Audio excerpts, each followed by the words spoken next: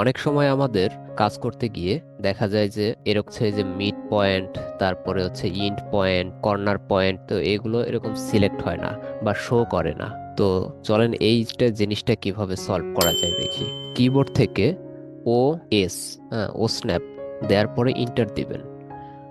Inter দিলে এরকম একটি ডায়লগ বক্স আসবে। দেখেন এখানে কিন্তু আপনাদের এই যে এই জিনিসগুলো এরকম বন্ধ করা থাকবে, এগুলো চালু করে দিবেন। যেমন এই যে ইন্ড point, mid point, centre point, তারপরে হচ্ছে মানে যা যা লাগে টিক দিয়ে দিবেন। ব্যাস, ওকে দিয়ে দিচ্ছি। দেখেন এবার যদি আমরা চেক করি, এল এন্টার, দেখেন এই যে এখানে মিড পয়েন্ট শো করছে, এরপরে এই যে ইন্ড পয়েন্ট, তারপরে দেখেন এগুলো যদি আমরা দেখি, ইন্ড পয়েন্ট, মিড পয়েন্ট সবকিছু কিন্তু শো করতেছে। বা এখানে যদি আমরা সেন্টার পয়েন্ট দেখি, দেখেন এটা কিন্তু আগে ছিল না।